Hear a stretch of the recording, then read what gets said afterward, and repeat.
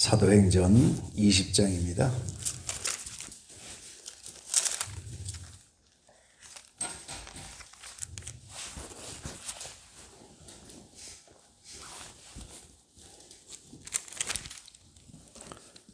네, 17절부터 24절까지 교독하겠습니다. 17절에서 24절입니다. 바울이 밀레도에서 사람을 에베소에 보내어 교회 장로를 청하니 보면 저희에게 말하되 아시아에 들어온 첫날부터 지금까지 내가 항상 너희 가운데서 어떻게 행한 것을 너희도 아는다니 곧 모든 겸손과 눈물이며 유대인의 관계를 인하여 당한 시험을 참고 주를 섬긴 것과 유익한 것은 무엇이든지 공중 앞에서나 각 집에서나 꺼림이 없이 너희에게 전하여 가르치고 유대인과 헬라인들에게 하나님께 대한 회개와 우리 주 예수 그리스도에 대한 믿음을 증거한 것이라. 보라 이제 나는 신령의 매임을 받아 예루살렘으로 가는데 저기서 무슨 일을 만나는지 알지 못하노라.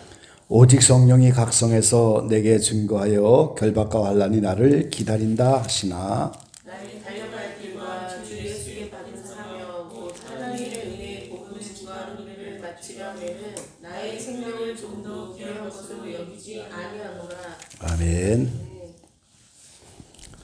네, 날씨가 갑자기 추워졌습니다. 감기 조심하셔야 되겠네요. 네, 오늘도 주의 평화가 함께 하시기를 간절히 기원합니다. 사도행전 20장은 사도 바울이 마지막으로 한 고별 설교입니다. 사실 유언과 같은 말씀이죠. 가족들에게 이제 유언을 하는 거 보면 본심이 다 나오잖아요. 그리고 진실이 있고 또 자신의 살아온 모든 삶의 내용이 다 거기에 들어가 있는 게 유언입니다. 그래서 이 마지막 에베소에서 고별 설교하는 내용인데 오늘 본문 앞에 16절에 보면은 바울이 아시아에서 지체치 않기 위하여 에베소를 지나 행선하기로 작정하였으니 이는 될 수 있는 대로 오순절 안에 예루살렘에 이르려고 급히 가미러라. 지금 사도 바울은 예루살렘을 향해서 지금 가려고 하는데 에베소를 지나가는 길에 마지막 이제 자신이 개척했던 에베소 교회에서 고별 설교를 하고 있는 거예요. 여기 이제 오순절 안에 초대교회 특별히 사도 바울이 절기를 잘 이제 따랐다 하는 사실을 알 수가 있죠. 그래서 이제 오순절 안에 예루살렘에 가려고 하는 도중에 에베소에 장로들을 청하고 그러면서 이제 마지막 고별 설교하는 내용이지요. 35절까지 설교하고 36절부터 보면 이 말을 한 후 곧 설교를 끝내고 이 말을 한 후 무릎을 꿇고 저희 모든 사람과 함께 기도하니 다 크게 울며 바울의 목을 안고 입을 맞추고 다시 그 얼굴을 보지 못하리라 한 말을 일하여 더욱 근심하고 배까지 그를 전송하니라 그랬어요. 이제 고별 설교하고 예루살렘 올라가는데 사실 이제 거기 가면 순교하게 되는 거죠. 그래서 이제 다시는 볼 수 없을 것을 예상하고 이제 근심하였다 이렇게 말하고 있죠. 그래서 이 마지막 고별 설교를 하면서 19절 말씀에 보면 아시아에 들어온 첫날부터 겸손, 눈물, 유대인에게 간결해야 당한 시험을 참고 주를 섬긴 것 이런 것을 이제 말씀하고 있어요. 사도 바울이 계속해서 겸손과 눈물로 사역을 했고 시험 중에 잘 참고 주를 섬겼고 그리고 20절에 보면 유익한 것은 무엇이든지 공중 앞에서나 각 집에서나 꺼림이 없이 전하여 가르쳤다. 그런데 가장 유익한 것은 회개와 우리 주 예수 그리스도에 대한 믿음을 증거한 것이다 그랬어요. 그러니까 영적으로 회개하는 것과 믿음이 제일 신앙생활에 유익한 것이라는 거죠. 그리고 이제 22절부터 자신의 사명에 대한 태도를 말씀하고 있는 겁니다. 보라 이제 나는 심령의 매임을 받아 예루살렘으로 가는데 거기서 무슨 일을 만났는지 알지 못하노라. 오직 성령이 각성해서 내게 증거하여 결박과 환난이 나를 기다린다 하나. 그러니까 이 에베소 오기 전에도 다른 개척한 그런 교회들 여러 성에서 결박과 환난이 기다릴 것이다. 이렇게 많은 은사들을 통해서 말하는 이들이 많이 있었다는 거죠. 그리고 21장 8절부터 보면 이제 또 그런 내용이 나옵니다. 우리 21장 8절부터 한번 교독해 보시죠. 14절까지 교독해 보겠습니다. 이튿날 떠나 가이사라에 이르러 7 지사 중 하나인 전도자 빌립의 집에 들어가서 유하니라. 여러 날 있더니 한 선지자 아가보라 하는 이와 유대로부터 내려와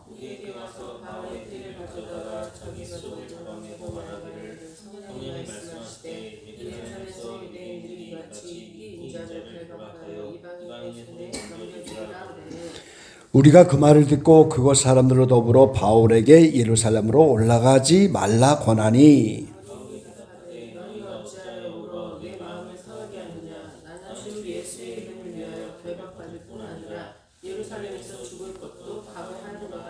예, 14절 다 같이 봅니다. 저가 권함을 받지 아니하므로 우리가 주의 뜻대로 이루어지다 하고 그쳤더라. 이제 각 성마다 전도한 그 처소마다 예언하는 자들이 있고 또 선지자들이 있고, 그래서 이 바울의 띠를 가져다가 이제 잡아매고 예루살렘 가면 이 띠 임자가 이렇게 결박이 되고 이방인의 손에 넘겨질 것이다. 죽게 된다는 거예요. 그러니까 가지 말라 이렇게 권면을 하지만 듣지 않았다 이렇게 말씀합니다. 이렇게 여러 가지 오늘 성령이 각성해서 증거한다고 결박과 환난이 나를 기다린다.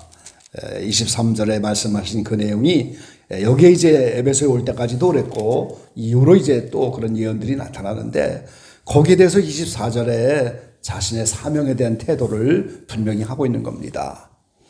나의 달려갈 길과 주 예수께 받은 사명 곧 하나님의 은혜의 복음 증거한 일을 마치려 하면은 나의 생명을 조금 더 귀한 것으로 여기지 아니하노라 그랬습니다. 자신의 사명을 주 예수께 받은 사명이다 이렇게 말씀하고 그 다음에 하나님의 은혜의 복음 증거하는 일, 그게 이제 사명이라고 말씀하고 있어요.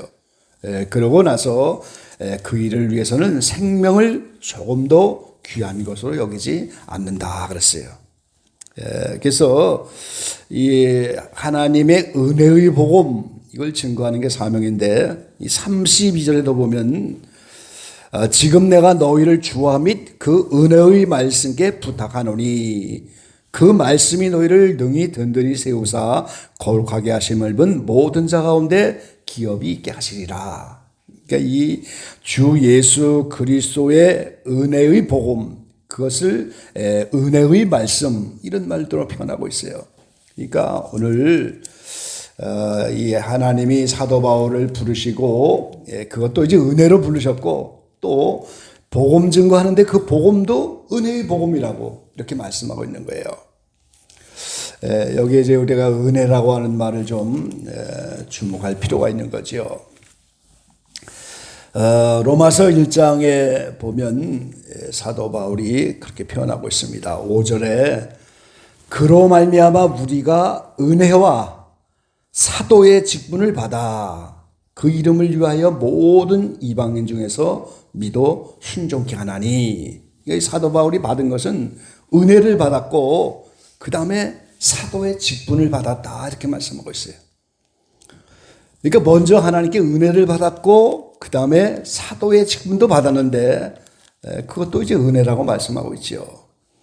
그래서 사도 바울은 가는 곳마다 은혜로 이제 인사를 합니다. 7절에도 보면은 로마에서 하나님의 사랑하심을 입고 성도로 부르심을 입은 모든 자에게 하나님 우리 아버지와 주 예수 그리스도 쫓아 은혜와 평강이 있기를 원하노라 그랬어요. 이제 나중에 이 은혜가 축도의 근원이 되기도 하죠. 그리고 디모데후서 1장의 9절 말씀에 보면은 하나님이 우리를 구원하사 거룩하신 부르심으로 부르심은 우리의 행위대로 하심이 아니요 오직 자기 뜻과 영원한 때 전부터 그리스도 예수 안에서 우리에게 주신 은혜대로 하심이라 그랬어요. 그러니까 오늘 저와 여러분이 부름받은 거 우리의 행위대로 하심이 아니다 그랬어요. 행위대로 하면 아무 자격이 없는 거죠. 아무 쓸데없고 연약하고 죄 가운데 있고 강박하고 그야말로 아무 쓸데없는 인생인데 하나님이 은혜대로 예수 안에서 우리에게 주신 은혜대로 이렇게 불렀다 이렇게 말씀하고 있어요. 그래서 우리가 은혜 받았기 때문에 부름도 받은 것이고 그 다음에 사명을 받게 되는데 그 사명도 다 은혜의 복음에 관계된, 그러니까 은혜를 빼고 말할 수가 없는 거예요. 예, 제가 은혜 찬양을 좋아하죠. 여러분도 좋아하실 텐데요. 이 살아간 모든 것이 다 은혜입니다. 내가 당연한 것이 아니고 다 은혜. 저도 부름받기 전에 제 삶을 돌아보면 아무것도 주님께 내놓을 만한 그런 것들이 없어요.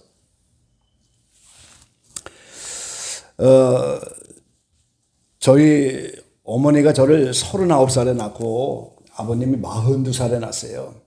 작은 누이하고 이제 12년 터울이 지는데 아버님이 젊었을 때 일본에서 사진 기술을 배워갖고 뭐 만주 일본으로 돌아다니면서 돈 벌러 다니는 바람에 이제 고향에 늦게 와서 저를 낳게 됐는데 뭐 중학교 때쯤 가니까 이제 아버님은 벌써 한갑 이렇게 되시면서 이제 생활 능력이 없죠.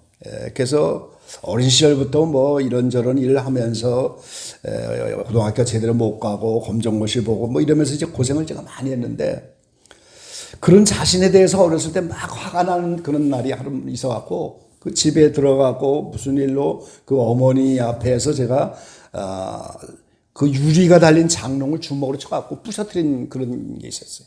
유리가 다 깨졌죠,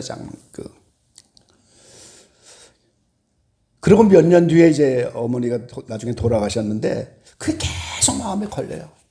그때 좀 참고 잘 넘어갔으면 좋을 뻔했는데 노인들이 얼마나 마음이 아팠을까.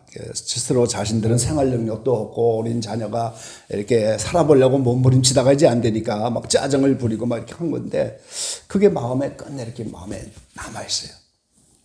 그러니까 사실 그런 거 생각하면 뭐 부르심을 받을 만한 그런 게 없는 거예요, 인생이. 부르심 받을 만한 게 아무것도 없죠. 집안 대대로 예수 믿는 사람이 있나, 뭐 다 우상 섬기고 뭐 아무것도 하나 이렇게 내세울 게 없어요. 그러니까 하나님이 부르신 것은 예수 그리스도 안에 있는 영원조부터 택하신 그 하나님의 은혜, 예수님을 통한 은혜로 우리를 부르셨어요.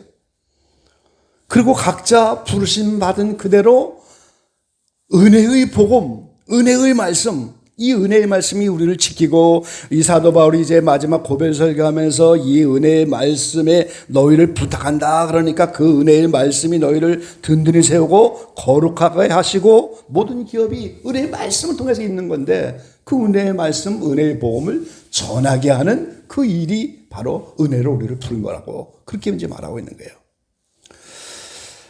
오늘 저와 여러분이 다 은혜로 부르심을 받은 줄로 믿습니다. 받은 사명이 다 다르지만 결국은 은혜의 복음을 증거하는 건데 그것을 이제 다른 표현으로 하려면 그걸 그릇이라고 하는 거예요, 우리가. 자, 그릇은 무언가를 담는 용도잖아요. 그 뭐를 담겠어요? 예수님을 닮은 그 그릇에다가 예수님을 담으라는 거예요, 우리가. 예수님이 우리의 심령의 그릇 안에 담겨지려고 우리를 그릇이라고 하는데 이 안에 예수님밖에 담을 게 뭐 있겠어요? 근데 그 예수님을 우리 안에 담아주고 그 예수님은 생명이고 빛이고 사랑이고 진리니까 그 귀한 것들을 우리의 심령 안에 담아주려니까 그릇을 깨끗하게 해야 되는 거잖아요. 그래서 고난을 받게 되는 거예요. 고난받는 이유는 아무것도 없는 거예요, 사실. 그 영원한 생명을 담아주려니까 그 빛과 사랑과 진리를 그 속에 담아주시려니까 은혜의 복음을 담아주어서 그것을 여러 가지 행실로 아니면 증거하는 일로 그 은혜의 복음 말씀을 드러나게 하려니까 우리에게 먼저 말씀을 심어주고 신비에다 새겨주려고 하고 그 예수님을 우리 안에 담아주시려니까 깨끗하게 돼야 한다는 거죠. 그래서 사도행전 9장에 사도 바울이 다메섹에서 이제 빛으로 오신 예수님을 만날 때 그 장면들을 보면은 거기에 15절에 이렇게 말씀하셨어요. 주께서 가라사대 가라. 이 사람은 사도 바울입니다. 내 이름을 이방인과 임금들과 이스라엘 자손들 앞에서 전하기 위해서 나의 택한 그릇이다. 그가 내 이름을 위하여 해를 얼마나 받아야 할 것을 내가 그에게 보이리라 하시니 그랬어요. 자, 이방인에게 이 은혜의 복음을 전파하는 일을 맡기려고 내가 이 사람을 부른 그릇인데 그 이름, 예수 그리스도라는 이름, 그 이름을 담고 그 이름을 전파하기 위해서 해를 얼마나 받아야 할 것을 내가 그에게 보일 것이다. 그래서 빛 가운데 다메섹에서 주님 만나자마자 며칠 지지 않았다가 안 가서 강준이 타고 도망다니면서 그때부터 연단이 시작되는 거잖아요. 그래서 11년 만에 연단을 받고 이제 11년 만에 이기는 자가 됐는데 그래서 이제 복음을 증거하면서 일생 동안 그리고 이제 이 마지막에 지금 예루살렘에 올라가서 순교하려고 하는 거예요 지금. 그러니까 얼마나 큰 해를 받아야 할 것인가 내가 그에게 보여주겠다 지금 그렇게 말씀하고 있어요. 디모데 후서 2장에 보면 이 하나님의 큰 집에 여러 가지 그릇이 있다고 말하잖아요. 큰 집에 금과 은의 그릇이 있고 나무 질그릇도 있고 귀 쓰는 것도 있고 철이 쓰는 것도 있는데 누구든지 그러니까 금그릇 은그릇 뭐 나무 질그릇 무슨 그릇이든지 이런 곳에서 자기를 깨끗하게 하면 귀 쓰는 그릇이 된다 그래요. 거룩하고 주인의 쓰심에 합당하면 모든 선한 일에 예비함이 되리라. 내가 청년의 정욕을 피하고 주를 깨끗한 마음으로 부르는 자들과 함께 의한 믿음과 사랑과 화평을 쫓으라. 그래서 이 교회라고 하는 곳에 많은 성도들이 다 이제 하나님 앞에 큰 집의 그릇들인데 뭐 무슨 그릇인지 그 재질 자체가 중요한 것도 있겠지만 더 중요한 것은 자기를 깨끗하게 해야 귀한 그릇이 된다는 거예요. 그래야 예수님을 닮을 수가 있고 거기에 은혜의 복음을 그 안에 담을 수가 있는 거지요. 그래서 깨끗하게 만들어가는 섭리 속에서 받는 게 다 우리의 환난이고 연단이고 징계고 고난이고 그런 거예요. 다 깨끗하게 해주려고 하는 겁니다. 결국은. 지나놓고 보면 이제 아멘이시고 하나님 감사합니다. 병원에 계신 권사님을 신방했는데 제가 이번에 잘 참았다고 그러면서 간증을 막 하셔요. 나도 좀 커졌더라고. 보니까 커졌다고 자기가. 그전 같으면 그렇게 못할 텐데 이렇게 많이 자라난 걸 보게 된다고 이런 표현을 하셨는데 그 세월이 지나면서 자꾸 연단과 훈련 받으면서 영적으로 자라게 되고 나니까 이제 나도 조금 자랐구나 하는 걸 스스로 이제 느끼고 스스로가 대견하신지 이제 그렇게 표현을 하시는데 자꾸만 깨끗하게 하려니까 이런저런 환경의 그릇들을 자꾸만 이렇게 만들어 가시는 거예요, 우리가. 그러니까 우리가 어떤 환경을 당할 때 그래서 감사한 겁니다. 자, 우리 에레미야 18장 말씀 한번 보시죠.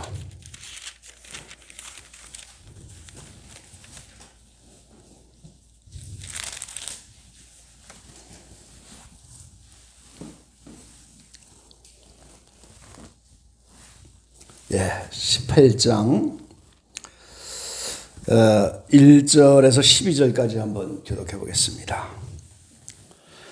여호와께로부터 에레미야에게 임한 말씀에 가라사대 너는 일어나 토기장의 집으로 내려가라. 내가 거기서 내 말을 내게 들리리라 하시기로 내가 토기장의 집으로 내려가서 본즉 그가 농로로 일을 하는데 진흙으로 만드는 그릇이 토기장의 손에서 파산하매 그가 그것으로 자기 의견에 선한 대로 다른 그릇을 만들더라.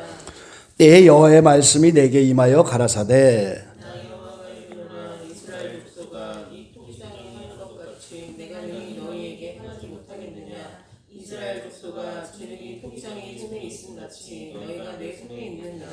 내가 언제든지 어느 민족이나 국가를 뽑거나 파하거나 멸하기로 한다고 하자. 아니면 나의 말한 그 민족이 그 안에서 돌이키면 내가 그에게 내리기로 생각하였던 재앙이 되어 뜻을 돌이키겠고 내가 언제든지 어느 민족이나 국가를 건설하거나 심으리라 한다고 하자. 만일 그들이 나 보기 약한 것을 행하여 내 목소리를 청종치 아니하면 내가 그에게 유익해 하리라. 한 성에 멸 뜻을 돌이키리라.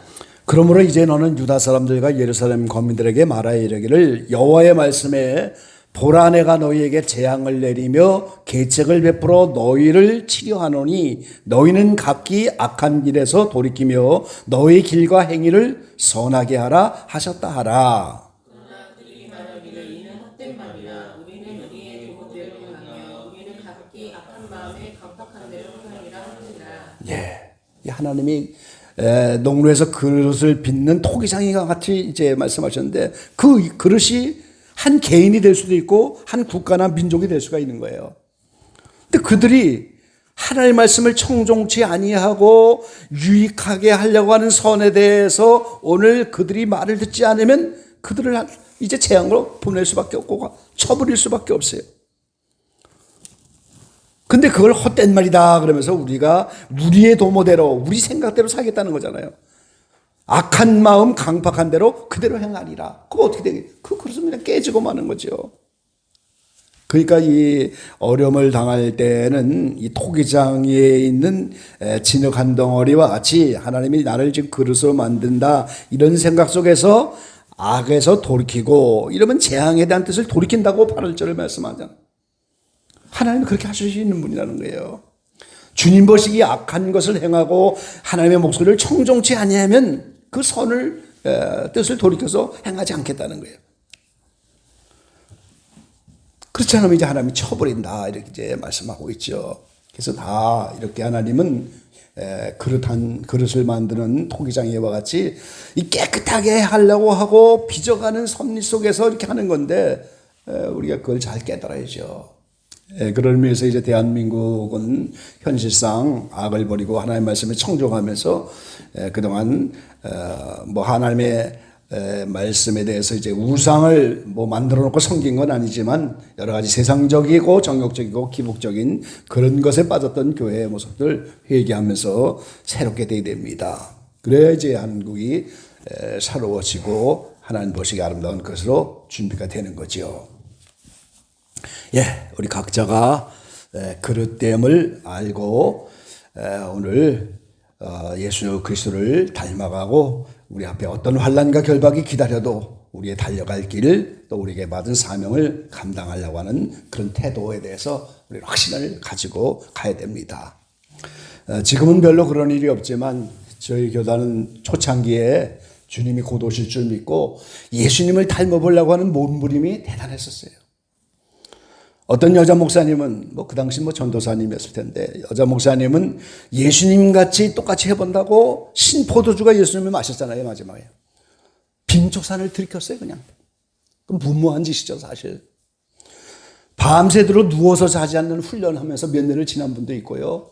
몇 달 목욕도 안 하면서 지나고 지금 생각하면 무모한 것 같은데 그 주님을 닮아보려고 했던 몸부림과 그 중심은 대단했던 거예요. 그 당시. 우리가 정작 닮아야 할 것은 그분의 핏된 인격입니다. 그분의 삶입니다. 그걸 우리 속에 지금 담아주시려고 은혜의 복음 자체가 예수님이잖아요. 말씀이고 그 깨끗한 걸 우리에게 담아주면 그걸 담아서 삶으로 전하고 말씀을 증거해서 전하게 하려고 하는 우리를 각자 그릇으로 택했는데 우리 자신을 깨끗하게 준비하지 않으면 그걸 담아낼 수가 없는 거예요. 우리가. 그래서 우리를 좀 더 깨끗하게 하시고 담게 하기 위해서 사도 바울에게 여러 가지 해를 보인 것처럼 종종 우리에게 이런 일 저런 일이 달려오는데 그 가운데서 원망불평하지 말고 말씀 하나라도 지키려고 하고 주님의 뜻을 헤아리려고 하고 깨끗한 그릇으로 준비되면 반드시 준비된 만큼 하나님이 귀하게 쓰일 날이 올 줄로 믿습니다.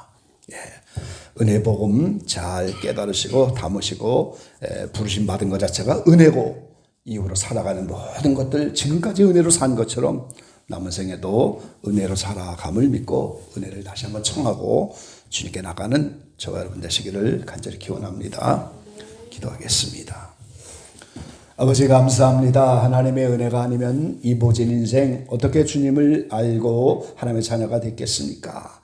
오늘 사도 바울을 부르신 것 만세전부터 예수 그리스도 안에서 은혜로 택정하신 거라고 말씀하셨는데 사도 바울뿐 아니라 우리도 다 못나고 부족하고 연약한 인생이지만 만세전부터 하나님이 정하셔서 우리를 은혜로 부르셨습니다. 은혜의 복음을 우리에게 담아주시고 오늘 우리를 통해서 예수님의 생명을 담으시려고 우리에게 깨끗한 것으로 만드시는 이런저런 환경이 다가오지만 오늘 그 가운데서 우리가 말씀을 잘 지키며 하나님의 은혜를 헛되이 받지 않는 우리의 삶이 되기를 간절히 소망합니다.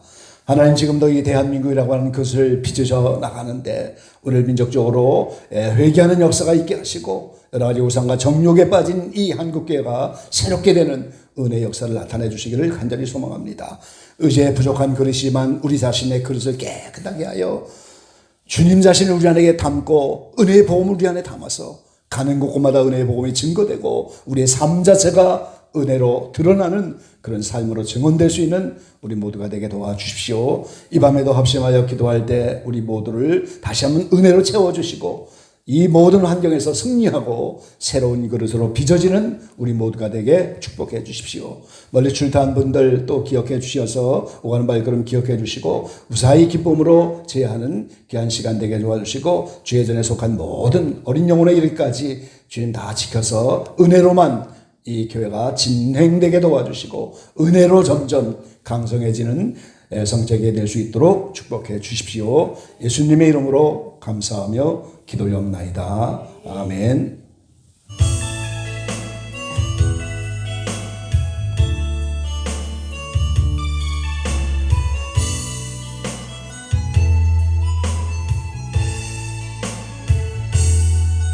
주가 보이신 생명의 길, 나 주님과 함께 상한 마음을 들이며 주님 앞에 나가리. 나의 의로움이 되신 주, 그 이름 예수. 나의 길